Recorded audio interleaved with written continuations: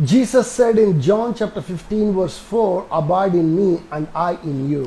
और यीशु मसीह ने यूहन्ना के 15वें अध्याय के 4थे वाक्य में कहा, मुझ में बने रहो जैसे मैं तुम में बने रहता हूँ। We will not be able to abide in Jesus unless that we are aware of His presence constantly and continuously in our life. हम यीशु मसीह में बने नहीं रह सकते हैं जब तक कि हमें ये एहसास न हो कि उनकी उपस्थिति निरंतर हमारे साथ रहती है। Good morning and we welcome you to this devotional in the name of Jesus. Good morning, सुप्रभात, और इस डिवोशनल में आपका स्वागत है यीशु मसीह के As I नाम was से। praying yesterday that the Lord inspired few things, और जैसे मैं कल प्रार्थना कर रहा था, परमेश्वर ने चंद बातों की प्रेरणा दी and I want us to hearken our ears to hear what He has to say to और us. हम चाहते हैं कि आप अपने कानों को लगाएं ये सुनने के लिए कि परमेश्वर हमसे क्या बात करना It चाहते happened हैं। with many men of God in the Bible. पवित्र शास्त्र में बहुतों ऐसे स्त्री पुरुषों के साथ हुआ। As they went on doing the things of their regular things, routine things of their life, God was with them and He was directing them and speaking to them, and they were not aware of it. जैसे रोजमर्रा की चीजें वो कर रहे थे, परमेश्वर जो है उनके साथ थे, और लेकिन उनको जो है समझ नहीं पा रहा था कि परमेश्वर उनके साथ हैं। I want us to quickly open our Bibles to Genesis chapter 28 verse 16. हम चाहते हैं कि हम अपने पवित्र शास्त्र को खोलें, उत्पत्ति की किताब 28वां अध्याय और 16वां वाक्य। Let me just give you the background to this place. इस स्थान का बैकग्राउंड मैं आपको बता देता हूँ। Jacob's life can be divided into three portions. याकूब का जीवन 3 भागों में बांट सकते The हैं हम। first portion is his life in the house of Isaac. और पहला जो भाग है उसका जीवन इसहाक के घर में। The second part of his life is in the house of Laban.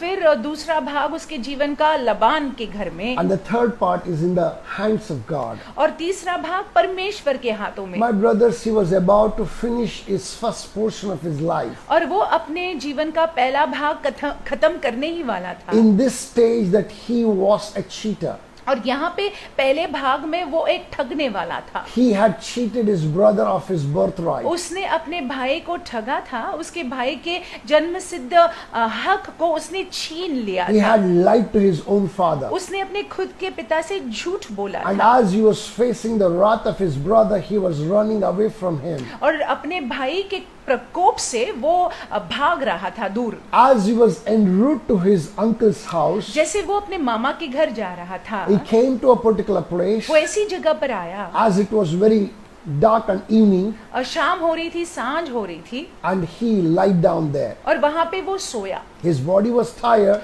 शरीर में वो थक गया था and he just slept off. और वो सो गया। When he slept, he saw a dream. और जब वो सोया वहां पे तो उसने स्वप्न को देखा। In the dream that he saw the ascending and descending of the और angels. उस ख्वाब में उसने देखा कि स्वर्गदूत जो है वो स्वर्ग चढ़ रहे हैं और उतर रहे हैं And धरती God पर। spoke to him and said that I am with you. और परमेश्वर यहोवा ने याकूब से बात करते हुए कहा कि मैं तेरे साथ हूँ। My brothers, he woke up from his sleep और मेरे भाइयों, वो नींद से उठा and then he spoke these words. और फिर उसने इन शब्दों को बोला। I want us to pay a good attention to this particular verse. आइए ध्यान देंगे। It says, then Jacob awoke from his sleep and said, surely the Lord is in this place and I did not know it. उत्पत्ति 28 और 16। तब याकूब जाग उठा और कहने लगा, निश्चय इस स्थान में यहोवा है और मैं इस बात को न जानता था।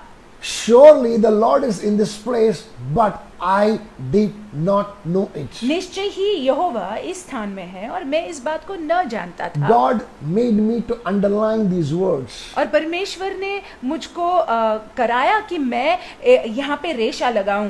This is exactly what happens with each one of us. और ये ऐसा ही होता है हम हर एक के साथ। We go about with our life. हम अपने रोजमर्रा के जीवन को बिताते We हैं। go about doing the routine things of life. हम आम तौर से जो करते रहते हैं, दिन प्रतिदिन वो चीजों को करते हैं। In the midst of ordinary and routine things, और सामान्य चीजें जो हम कर रहे होते हैं उसके बीचों बीच God is granting us an encounter, but we are not aware of it. परमेश्वर हमको भेंट देते हैं लेकिन हम समझ नहीं पाते हैं। God is speaking to us and we are not aware of it. परमेश्वर हमसे बात करते हैं लेकिन हम समझ नहीं पाते हैं। You tend to draw close to God when you are aware of His presence constantly and continuously. देखिए, हम और आप परमेश्वर के नजदीक आ जाते हैं जब हम इस बात का बोध अपने में रखते हैं कि उनकी नजर और उनकी उपस्थिति निरंतर हमारे साथ बनी रहती है। You know, it happened even in the life of Moses. मूसा के जीवन में भी ऐसा हुआ। Moses' life also can be divided into 3 portions. मूसा का जीवन भी 3 भागों में बांट सकते हैं First हम। stage was his life in the house of Pharaoh. और पहला भाग जो है फेरों के घर पर, And the second stage is life in the house of his father-in-law. और दूसरा जो भाग है उनके ससुर के घर में, And the third stage of his life was in the hand of God. और तीसरा भाग उनके जीवन का जब वो यहोवा के हाथ में थे। This man also lived first 40 years as the first stage of life in the house of Pharaoh. और देखिए, पहले 40 साल जो उनका जीवन का पहला भाग था वो फेरो के घर में रहे, And the next 40 years in the desert of Moab, और अगले 40 साल जो है मोआब के रेगिस्तान में रहे, in the house of his father-in-law. अपने ससुर के घर में। And as he was going about doing the routine things of life, और जैसे वो अपने जीवन के रोजमर्रा की चीजों को कर रहे थे, God caused him to see something which is a very unusual, which he had never seen in life. यहोवा ने ऐसे होने दिया कि मूसा कुछ असामान्य देखे जो उसने अपने जीवन में कभी नहीं देखा When था। he saw a bush that was burning, which was not consumed, he wanted to take a closer look to see what is so strange about it. और जब मूसा ने देखा कि एक झाड़ी है, जल तो रही है लेकिन भस्म नहीं हो रही है, तो वो जो है पास आकर देखने लगे कि ये क्या अचंभित काम हो रहा है। When he turned, that is when the Lord spoke forth and he said, Moses, Moses. जब वे मुड़े तब यहोवा ने पुकारा, मूसा मूसा। Hallelujah. Hallelujah. My brothers and my sisters, मेरे भाइयों मेरी बहनों, also we saw it last week, पिछले rather हफ्ते- yesterday, कल हमने देखा in the message. संदेश में Mary Magdalene and Mary, the mother of Jesus Christ, and Salome, they all went to the tomb. हमने देखा कि कैसे मरियम मगदलीनी, मरियम जो यीशु मसीह की माता थी, और कैसे सलोमी वो कब्र के पास आई, They found the body of Jesus Christ was not there in और the tomb. उन्होंने देखा और ये देखा कि यीशु मसीह का शरीर वहां पे उस कब्र में नहीं है। They saw the stone being rolled away. उन्होंने देखा कि कब्र के मुंह पर का पत्थर जो है वो लुढ़का दिया गया They है। were wondering and thinking what happened. वो सोच में पड़ गई और सोचने लगी कि ये क्या हो गया। And then suddenly they heard the voice saying that you are looking for Jesus Christ and he is not there. और अचानक वो आवाज को सुनती हैं कि जिस यीशु मसीह की तलाश में तुम आई हो, यहाँ पे वो यहाँ नहीं Jesus है। was right behind her. यीशु मसीह जो है उनके पास ही में थे। She thought her to be the gardener. और मरियम के पास ही यीशु मसीह थे, और मरियम को ऐसे लगा कि यीशु मसीह जो है वो माली है, She did not see him as God. और उसने पहचाना नहीं My Yeshu. brothers and my sisters, मेरे भाइयों मेरी this बहनों, morning I want us to be aware of his presence. इस सवेरे के वक्त हम चाहते हैं कि आप ये समझ ले कि उनकी उपस्थिति निरंतर हमारे साथ में It रहती is है। not necessary that the Lord has to speak to you the way that he spoke about Jesus Christ in the midst of so many people, opening heavens and with a loud voice. जरूरी नहीं है कि हर बार जो है आकाश से आकाशवाणी होगी जैसे यीशु के साथ हुआ था, उस तरह से यहोवा हमसे बात करेंगे लोगों के सामने।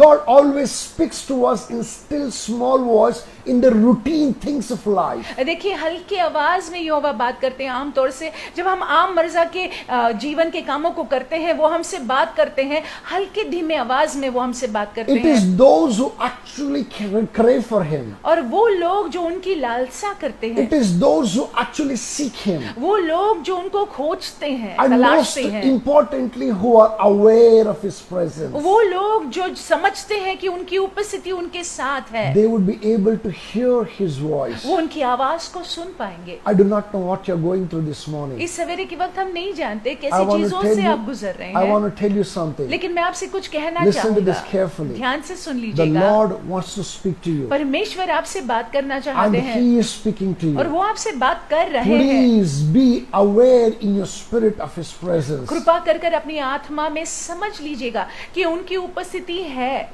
Please be sensitive to his spirit. उनकी आत्मा के प्रति संवेदनशील Who रहिएगा। wants to minister to you the voice of God. जो पवित्र आत्मा परमेश्वर की आवाज को परमेश्वर की आवाज है। major transformations of our life comes when we hearken our ears to the Lord in these small things of life. और देखिए जीवन की इन छोटी छोटी बातों में जब हम अपने कानों को परमेश्वर की आवाज के लिए लगाते हैं तो महान परिवर्तन हमारे जीवन में होता है। Hallelujah. Hallelujah. I pray that you are ready to do that this morning. मैं प्रार्थना करता हूँ कि आप तैयार हैं I want सवेरे us के to kneel वक्त। down this morning. आइए हम घुटनों पर आएंगे Spend सवेरे some के वक्त। quality time in the presence of God. समय की परमेश्वर की उपस्थिति में अच्छा समय Seek बिताइएगा। His presence उनकी उपस्थिति को आप मांगिएगा and tell the Lord, और परमेश्वर से Lord, कहिएगा I want to hear you. कि प्रभु मैं आपसे सुनना चाहता I हूँ। want to hear you in the routine things of life. मेरे रोजमर्रा की जीवन की बातों में मैं आपको सुनना Just चाहता the हूँ। way that Samuel said, जिस रीति से शमूएल ने कहा speak to me, Lord, I'm hearing. कि प्रभु तुम मुझसे बात कर, मैं सुन रहा हूँ। Similarly, I want you to say to the Lord, उसी प्रकार से मैं चाहता हूँ कि आप बोले परमेश्वर से, speak to me, Lord, I'm hearing. ए प्रभु तुम मुझसे बात कर, मैं सुन रहा As you हूँ। do that, जैसे आप ऐसा करते the हैं Lord shall speak to you in the name of Jesus परमेश्वर आपसे Christ. बात करेंगे यीशु मसीह के नाम से। Hallelujah. Hallelujah. God bless you. परमेश्वर आपको I आशीषित believe that you are रखे। doing good मेरा विश्वास ये है कि आपके साथ सब कुशल and है everything is great with you. और आपके साथ सब अच्छा है। Stay blessed. आशीषित रहिएगा।